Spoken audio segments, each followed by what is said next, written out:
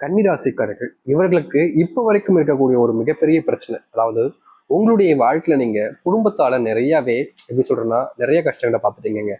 குடும்பத்துக்காக நீங்க நிறையவே இழந்திருக்கீங்க. அவங்களுக்காக என்னென்னமோ பண்ணிருக்கீங்க.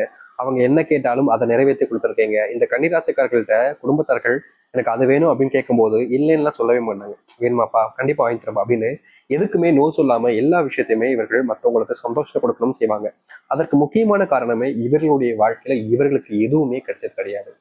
அதாவது தன்னுடைய வாழ்க்கையில ஒரு விஷயம் தனக்கு கிடைக்கின்ற போது எந்த அளவுக்கு மன வருத்தத்தையும் கஷ்டத்தை கொடுக்கின்றது அது அவர்களுக்கு மட்டுமே தான் தெரியும். அது மற்றவங்களுக்கு செய்யும் போது அது அவங்களுக்கு எவ்வளவு கஷ்டம் கொடுக்கின்றத நல்லா தெரிஞ்சவங்க தான் இந்த கன்னிராசிக்காரர்கள்.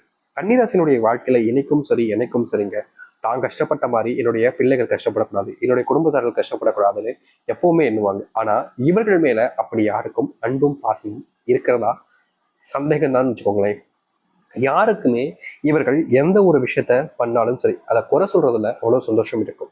இவர்கள் ஒரு நல்ல விஷயம் பண்ணுவாங்க, எல்லாரும் முன்னாடியும் எல்லாருடைய வாழ்க்கையிலும் நல்லது நடக்கணும், மரியாதை வேணும்ன்றது அளவுல இவங்க சரியான ஒரு விஷயத்த பண்ணுவாங்க.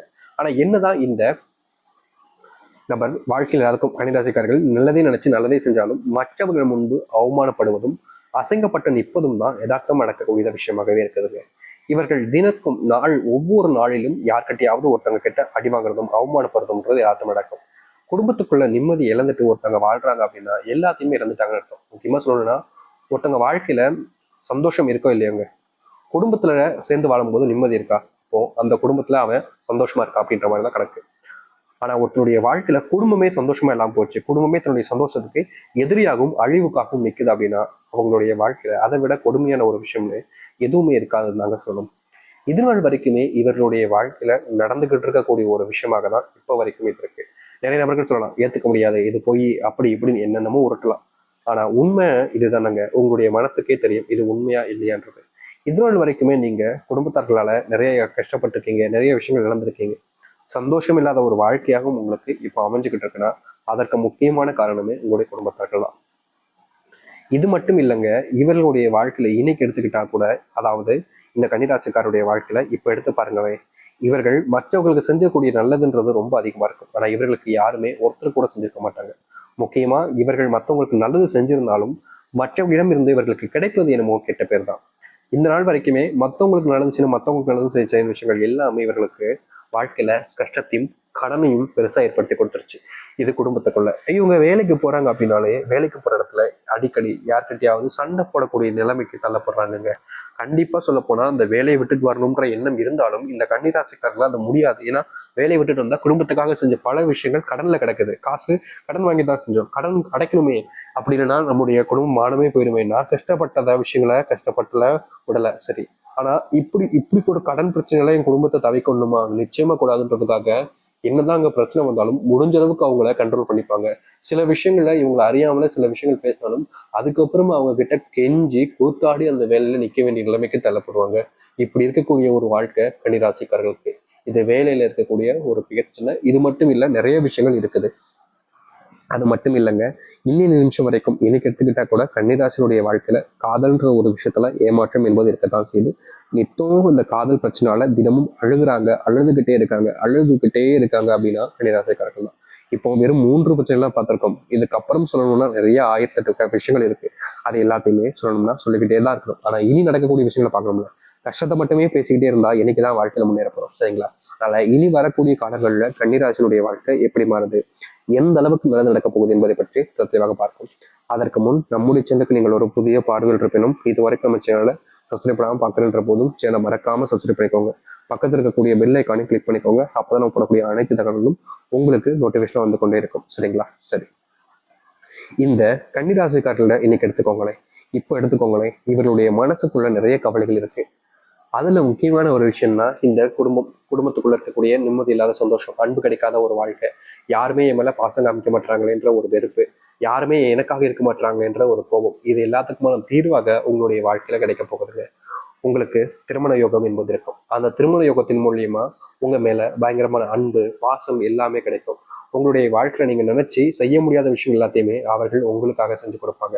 உங்களுடைய சந்தோஷத்துக்காக வாழக்கூடிய நபராக ஒரு வாழ்க்கைன்றது அமையுதுன்னா அது இனி வரக்கூடிய காலங்களில் இந்த கன்னிராசினுடைய வாழ்க்கையில் அமையும். இதற்கு முன்பு வரைக்கும் கன்னிராசினுடைய வாழ்க்கையில இப்படிப்பட்ட ஒரு வாழ்க்கை அமையவே இல்லைங்க. அதாவது இவர்கள் மற்றவர்கள் சந்தோஷத்துக்காக எல்லாத்தையுமே பண்ணாங்களே தவிர இவர்களுடைய சந்தோஷத்துக்காக யாருமே எந்த ஒரு விஷயத்தையுமே பண்ணது கிடையாது. ஆனா இனி வரக்கூடிய காலங்கள்ல உங்களுடைய சந்தோஷத்துக்காக மற்றவர்கள் எல்லோரும் சேர்ந்து உங்களை சந்தோஷப்படுத்த ஆரம்பிப்பாங்க. அப்படிப்பட்ட ஒரு நாள் இப்போது வந்திருக்கின்றது. யதார்த்தமான ஒரு விஷயம். ரொம்ப கடினமா இருக்கலாம், ஆனா இனி வரக்கூடிய காலங்கள் இப்படிதான் அமையும். அது மட்டும் இல்லைங்க, இன்னைக்கு வரைக்கும் உங்களுடைய வாழ்க்கையில நீங்க கண்ணீர் விட்டுக்கிட்டே தான் தூங்குறீங்க. இந்த கண்ணீர்னாலேயே வாழ்க்கை போயிடுமா? முக்கியமா சொல்ல போனா இவங்களுடைய தலகாணி வேற நிறத்துல இருந்தாலும் சரி, அதாவது கண்ணீர் கலர் நிறத்துல இருந்து தலவாணி வெள்ளை நிறத்துல இருந்தா போதும், அந்த தலகாணியே முழுவதுமாக அந்த கலர்ல மாறி இருக்கும். அந்த அளவுக்கு வாழ்க்கையில கண்ணீரோடு இருக்கக்கூடிய நபர்கள்னா அது கண்ணீராசிக்காரர்கள் தான்.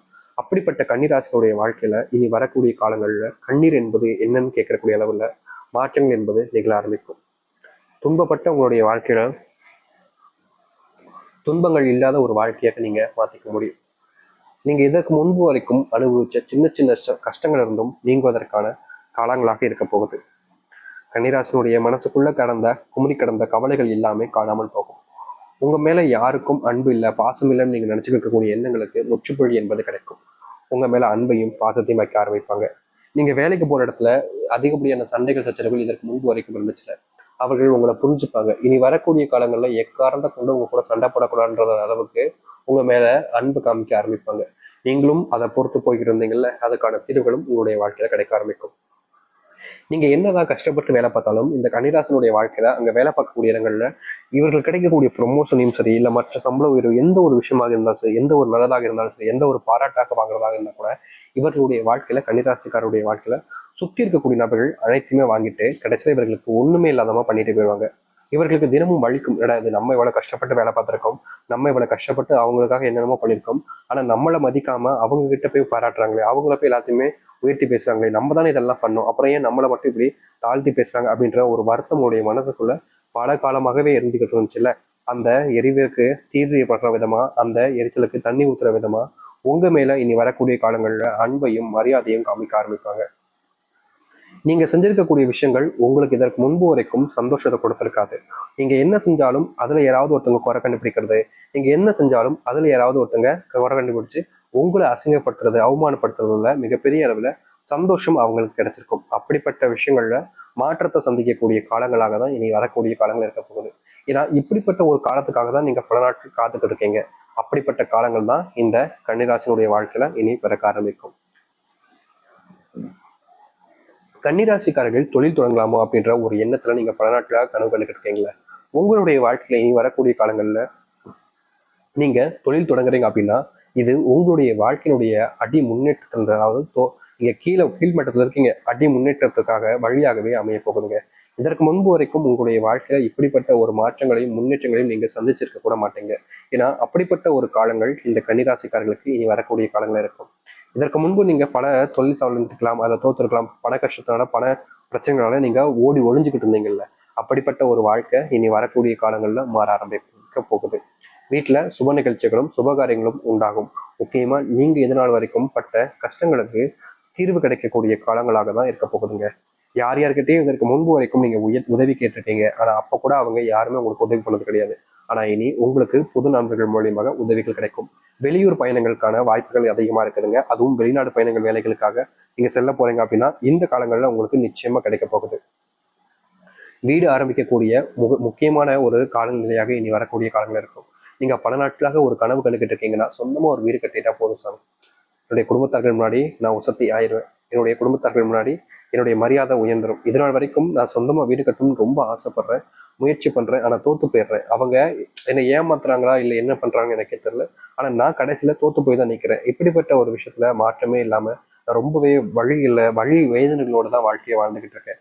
எனக்கு சொந்தமா வீடு கட்டிட்டா போதும். ஏன்னா வீடு இல்லைன்ற ஒரு காரணத்தினால என்னுடைய வாழ்க்கையில நான் பட்ட அவமானங்கள் ரொம்ப அதிகம் சாமி.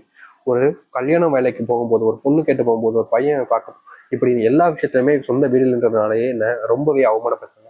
பையனுக்கு வீடு இல்லை, பொண்ணுக்கு வீடு இல்லை இப்படின்ற மாதிரி குறை சொல்றாங்க சாமி. அது எனக்கு ரொம்பவே வலிக்குது. அதற்கு தீர்வு கிடைக்காதான்னு கேட்டிருப்பீங்க நீங்க கடவுள்கிட்ட. அப்படிப்பட்ட விஷயங்கள்ல மாற்றம் கிடைக்கக்கூடிய விதமா தான் சொந்த வீடுன்றது உங்களுக்கு அமையும். முக்கியமா சொந்த வீடு இல்லாதனாலே நிறைய நபர்கள் ஒன்னத்துக்கு இல்லாதவன் பக்கத்தை பையன் அப்படின்ற மாதிரி நிறைய விஷயங்கள்னால உங்களை இழிவுபடுத்திருக்காங்க, அசிங்கமும் படுத்திருக்காங்க. அது எல்லாத்துக்கும் தீர்வு கிடைக்கக்கூடிய விதமா உங்களுடைய வாழ்க்கையில சொந்த வீடு கட்டிட்டு மற்றவர்கள் முன்பு நீங்க யாருன்னு நிரூபித்து முன்னேற ஆரம்பிப்பீங்க வாழ்க்கையில். இப்படிப்பட்ட ஒரு